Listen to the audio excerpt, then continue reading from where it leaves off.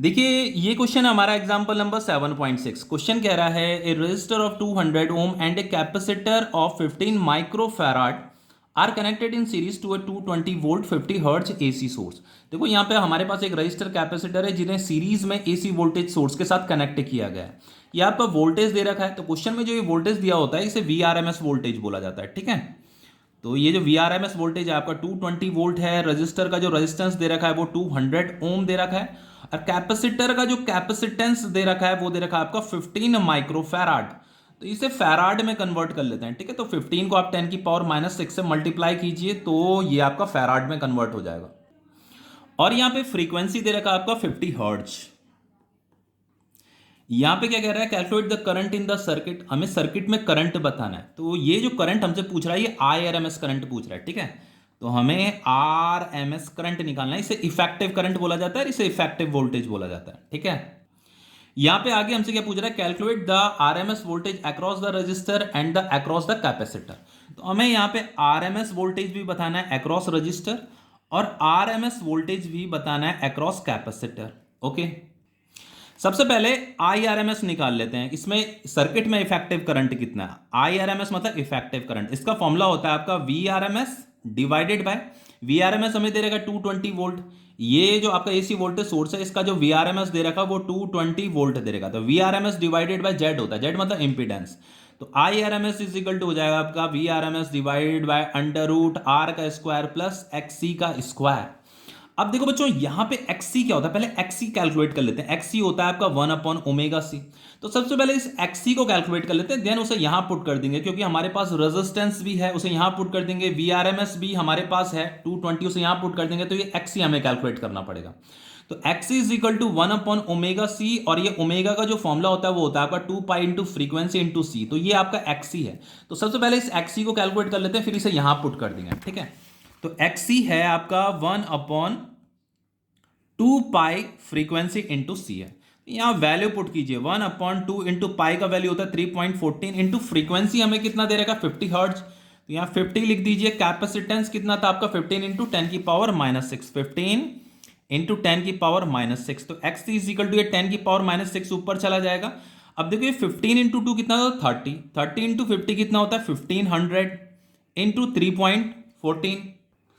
तो ये होता है 10 की पावर 6 डिवाइडेड बाय, अगर इसको आप मल्टीप्लाई करते हो तो मल्टीप्लाई करने पे आपको मिलेगा 4710, और डिवाइड करने पे इसकी जो वैल्यू आती है वो आती है आपकी 212.3 ओम। ये आ गया आपका एक्सी।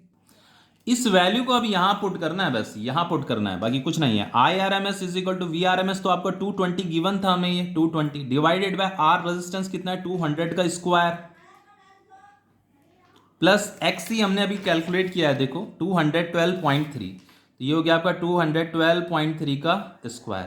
तो ये I R M S is equal to ये 220 डिवाइडेड बाय, जब इसे आप सॉल्व करोगे, इसे जब ऐड करोगे ना तो ये आता है आपका 291.5। तो डिवाइड करने पे ये आपको मिलेगा, जो सर्किट में जो इफेक्टिव करंट है वो है 0.755 एम्पियर। ये आपका इफेक्टिव करंट है। अब देखो ये इफेक्टिव करंट मतलब देखो इसमें करंट जो है यहाँ के करंट देखो ये दोनों को दोनों सीरीज में है, तो जो करंट इसमें होगा वही करंट इसमें भी होगा। मतलब किसी टी टाइम में जो करंट यहाँ होगा उस टी टाइम में, उस इंस्टेंट ऑफ टाइम में उतना ही करंट इसमें भी होगा, क्योंकि करंट के पास एक ही पाथ है चलने के लिए। तो इसका यहाँ पे जो आई आर एम एस है, यहाँ पे जो आई आर एम एस है, यहाँ पे जो आई आर एम एस है, मतलब पूरे इसके अक्रॉस भी आई आर एम एस यही लेंगे हम, इसके अक्रॉस भी आई आर एम एस यही लेंगे हम। ठीक है, क्योंकि करंट के पास फ्लो होने के लिए एक ही पाथ है। अब देखो मुझे क्या निकालना है, ये V R M S across R B निकालना है। तो इसे कैसे निकालेंगे, तो V R M S across R B निकालना है, और दूसरा V R M S across capacitor भी निकालना है। V R M S across capacitor भी निकालना है। तो इसका जो फॉर्मूला होगा वो होगा आपका I R M S into resistance, और इसके लिए जो होगा वो होगा आपका I R M S into X C capacitive reactance. अब ये सोच रहे होंगे आप, यहाँ पे भी आई आर एम एस आया है, यहाँ पे भी आई आर एम एस आया है, क्योंकि बच्चों दोनों के दोनों सीरीज में है भाई।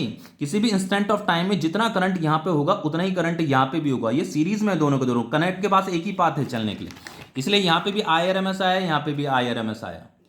देखिए इसे क्या सॉल्व कर लेते हैं। आई आर एम एस कितना है 0.755, तो यहाँ वैल्यू पुट कीजिए 0.755 इंटू रेजिस्टेंस कितना था आपका 200 था, तो ये आपका 200 हो गया, तो ये आ जाएगा आपका 151 वोल्ट।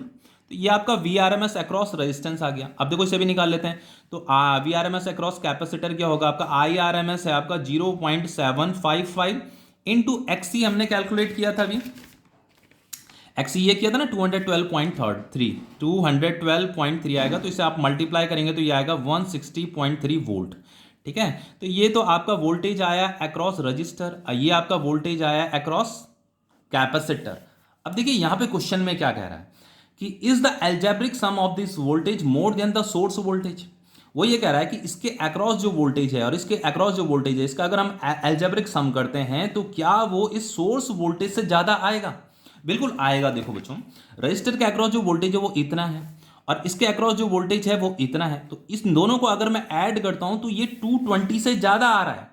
सोर्स वोल्टेज कितनी है, सोर्स वोल्टेज तो 220 है, तो इन दोनों का सम करने पे वो कितना आ रहा है, 220 से ज्यादा आ रहा है। लेकिन जनरली आपने देखा होगा बच्चों, जैसे आपके जैसे ना जब हम डीसी सर्किट पढ़ते थे, जैसे बैटरी लगी होती थी, मान लो ये आपका 220 वोल्ट है, ठीक है, तो जितना जो मतलब इसके अक्रॉस कुछ वोल्टेज होता था, इसके अक्रॉस कुछ वोल्टेज होता था, इन दोनों वोल्टेज का जो सम होता था ना वो इसके बराबर होता था। लेकिन यहां पे ऐसा नहीं हो रहा है। यहां पे क्या हो रहा है, इन दोनों का वोल्टेज का जो सम हो रहा है वो इससे ग्रेटर हो रहा है। जब आप इन दोनों को ऐड करोगे तो इनका सम इससे ग्रेटर आ रहा है। तो ऐसा क्यों हो रहा है, देखो सबसे पहली बात तो आप यहां पे वोल्टेज को ऐड नहीं करोगे, भले ये सीरीज में कनेक्ट है दोनों के दोनों, इसके अक्रॉस वोल्टेज इसके अक्रॉस वोल्टेज को ऐड नहीं किया जा सकता। क्यों, क्योंकि दोनों के वोल्टेज में फेस का डिफरेंस है। अगर फेस का डिफरेंस है तो उन्हें इस तरीके से ऐड नहीं किया जाता, उनका वेक्टर एडिशन किया जाता है। वेक्टर एडिशन और सिंपल एडिशन दोनों अलग अलग चीजें हैं। ठीक है, देखो इसके अक्रॉस जो वोल्टेज होगा, इसके अक्रॉस जो वोल्टेज होगा, उनमें 90 डिग्री का फेस डिफरेंस है। देखो कैसे है, सबसे पहली बात देखो सर्किट में जो करंट है उसे हम आई आर एम एस बोल रहे हैं, तो ये मैंने आई आर एम एस ये ड्रॉ कर दिया, ये आपका आई आर एम एस है। तो देखो जिधर रजिस्टर के केस में क्या होता है कि करंट और वोल्टेज में फेज डिफरेंस नहीं होता, जिधर करंट होगा उधर ही आपका वोल्टेज भी होगा, तो वोल्टेज भी इसी डायरेक्शन में होगा ना। तो ये आपका वी आर एम एस हो गया अक्रॉस रेजिस्टेंस। इंडक्टर कैपेसिटर के केस में क्या होता है कि आपका जो करंट होता है वो लीड करता है, 90 डिग्री लीड करता है, तो मतलब वोल्टेज क्या रहेगा, 90 डिग्री पीछे रहेगा करंट से।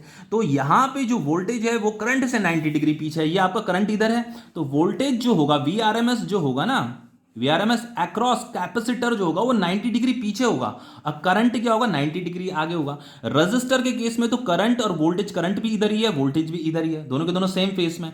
लेकिन कैपेसिटर के केस में क्या होता है कि जो वोल्टेज होता है वो करंट से 90 डिग्री पीछे होता है। समझ में आ रहा है। तो इन दोनों का देखो, एक वोल्टेज ये है वीआरएमएस अक्रॉस कैपेसिटर, एक वोल्टेज ये है वीआरएमएस अक्रॉस रजिस्टर, तो इन दोनों का जो रिजल्टेंट होगा वो क्या होगा, यही तो होगा जिसे हम वीआरएमएस बोलते हैं। तो वीआरएमएस तो कितना है यहाँ पे 220 वोल्ट है ना वीआरएमएस, तो ये 220 आना चाहिए। तो ये 220 क्यों आ रहा है, ये रिजल्टेंट वोल्टेज। अब देखो इस वाले वेक्टर को अगर मैं उठा करके यहां रख देता हूं यहां पे, तो ये इसकी वैल्यू और इसकी वैल्यू बराबर होगी, तो इसकी वैल्यू को मैं बोल सकता हूं वीआरएमएस, ध्यान से देखना, वीआरएमएस अक्रॉस सी। अब देखो मुझे ये वीआरएमएस कैलकुलेट करना है, ये वाला रिजल्टेंट वोल्टेज, तो वीआरएमएस इज इक्वल टू क्या हो जाएगा, देखो राइट एंगल ट्रायंगल नहीं है तो पाइथागोरस थ्योरम लगा दो। इसकी वैल्यू है वीआरएमएस अक्रॉस आर का स्क्वायर, और ये वाला है आपका V R M S across C का स्क्वायर। अब देखो जब आप इस तरीके से करोगे ना तो ये 220 के ही बराबर आएगा। देखो V R M S is equal to across resistance हमने कितना निकाला था, ये निकाला था 151, तो इसे यहां पुट करो 151 का स्क्वायर प्लस अक्रॉस सी हमने वी आर एम एस कितना निकाला था 160, तो ये हो गया आपका 160 का स्क्वायर। अब वी आर एम एस जो होता था वो कितना होता था, वीआरएमएस जो था वो तो 220 था, तो जब आप इसे सॉल्व करोगे ना तो ये 220 ही आएगा, ये 220 ही आएगा। तो इसे जस्ट इस तरीके से ऐड करना सही बात नहीं है, क्योंकि यहाँ पे वोल्टेज में जो है फेज डिफरेंस है, तो अगर वोल्टेज में फेज डिफरेंस होता है तो उनका वेक्टर एडिशन किया जाता है, इसी को वेक्टर एडिशन बोला जाता है। क्लास 11 में आपने पढ़ रखा है ये चीज।